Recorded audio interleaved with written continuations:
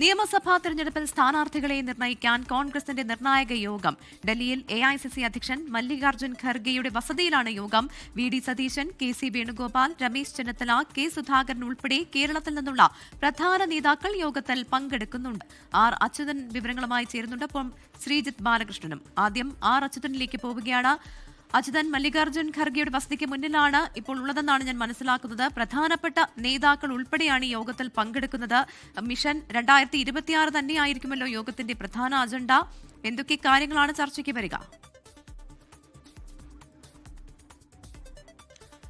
പ്രവിധ ഹൈക്കമാൻഡുമായുള്ള കേരളത്തിലെ കോൺഗ്രസ് നേതാക്കളുടെ യോഗം ഇവിടെ കോൺഗ്രസ് അധ്യക്ഷൻ മല്ലികാർജ്ജുന ഖാർഗെയുടെ വസതിയിൽ ഇപ്പോൾ ആരംഭിച്ചിരിക്കുകയാണ്. പ്രതിപക്ഷ നേതാവ് VD സതീശൻ, KPCC അധ്യക്ഷൻ സണ്ണി ജോസഫ്, PC വിഷ്ണുനാഥ്, ഒപ്പം തന്നെ ചുമതലയുള്ള ദീപദാസ് മുൻഷി അടക്കമുള്ള നേതാക്കൾ ഇവിടെ ഉണ്ട്, ഇവിടെ ഈ വസതിയിലുണ്ട്. പ്രധാനമായിട്ടും കേരളത്തിലെ നിയമസഭാ തെരഞ്ഞെടുപ്പ് ഒരുക്കങ്ങളാണ് ഈ യോഗത്തിന്റെ മുഖ്യ അജണ്ട. അതിൽ കോൺഗ്രസിന് മുന്നിലുള്ളത് സ്ഥാനാർത്ഥി നിർണയം സംബന്ധിച്ചുള്ള കാര്യങ്ങൾ, മറ്റൊന്ന് സീറ്റ് വിഭജനം, ഒപ്പം ചില സീറ്റുകൾ വച്ചുമാറുന്ന തരത്തിലുള്ള തീരുമാനങ്ങളിലേക്കും പാർട്ടിക്ക് എത്തേണ്ടതുണ്ട്. അപ്പോൾ അതിന്റെ എല്ലാം ഒരു രൂപരേഖ ഇന്ന് ഹൈക്കമാൻഡിനെ അറിയിക്കും. അതിലെന്താണ് ഹൈക്കമാൻഡിന്റെ തീരുമാനം എന്നുള്ളതാണ് നിർണായകമാവുക. കാരണം KPCC അധ്യക്ഷനായിട്ടുള്ള സണ്ണി ജോസഫ് മത്സരിക്കുകയാണെങ്കിൽ അവിടെ അപ്പോൾ ആ ചുമതല താൽക്കാലികമായി നൽകുന്ന കാര്യങ്ങൾ സംബന്ധിച്ചുള്ള ചർച്ചകൾ ഒരുപക്ഷെ ഉണ്ടായേക്കും. കാരണം സണ്ണി ജോസഫ് പറഞ്ഞത് പാർട്ടി നിർദ്ദേശിച്ചാൽ താൻ മത്സരിക്കാൻ തയ്യാറാണ് എന്നൊരു പ്രതികരണമാണ് രാവിലെ നടത്തിയത്. അപ്പോൾ അതിലെന്താണ് ഒരു പോംവഴി എന്ന കാര്യങ്ങളും ഹൈക്കമാൻഡ് ഇന്ന് നേതാക്കളെ അറിയിക്കും. മറ്റൊന്ന് MPമാർ മത്സരിക്കണോ വേണ്ടയോ എന്ന കാര്യത്തിലുള്ള തീരുമാനം, അതും അന്തിമ തീരുമാനം ഹൈക്കമാൻഡ് സ്വീകരിക്കുമെന്നുള്ളതാണ് സംസ്ഥാന നേതൃത്വം അറിയിച്ചിരിക്കുന്നത്. ഈ സീറ്റുകൾ വച്ചുമാറുന്നതുമായി ബന്ധപ്പെട്ട നിലവിൽ ചർച്ചകൾ പുരോഗമിക്കുന്നു. അതൊരു അന്തിമ രൂപത്തിലേക്ക് എത്തിയിട്ടില്ല.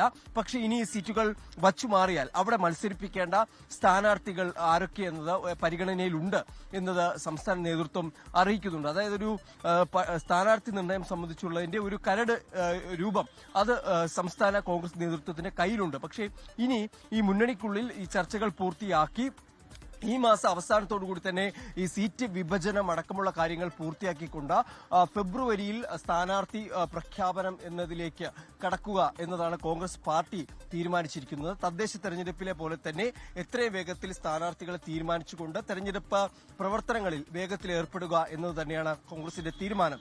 മറ്റൊന്ന്, ഹൈക്കമാൻഡ് വിളിച്ചു ചേർത്ത യോഗമായതുകൊണ്ട് തന്നെ ചില സുപ്രധാന നിർദ്ദേശങ്ങളും ഇന്ന് ഹൈക്കമാൻഡ് സംസ്ഥാനത്തെ കോൺഗ്രസ് നേതാക്കൾക്ക് നൽകും. അത് പ്രധാനമായും ഒരു തെരഞ്ഞെടുപ്പിനെ അഭിമുഖീകരിക്കുന്നത് കൊണ്ട് തന്നെ അവിടെ നേതാക്കളുടെ അച്ചടക്കം ഉൾപ്പെടെയുള്ള കാര്യങ്ങൾ അതെങ്ങനെ പാലിക്കണം, ഒപ്പം തന്നെ പാർട്ടി സ്വീകരിക്കേണ്ട നയമെന്ത്, ഏത് രീതിയിൽ പ്രചരണം നടത്തണം എന്നുള്ള കാര്യങ്ങൾ, അതിന്റെ എല്ലാം ഒരു വിശദമായ നിർദ്ദേശം ഇന്ന് ഹൈക്കമാൻഡ് സംസ്ഥാനത്തെ കോൺഗ്രസ് നേതാക്കൾക്ക് നൽകും.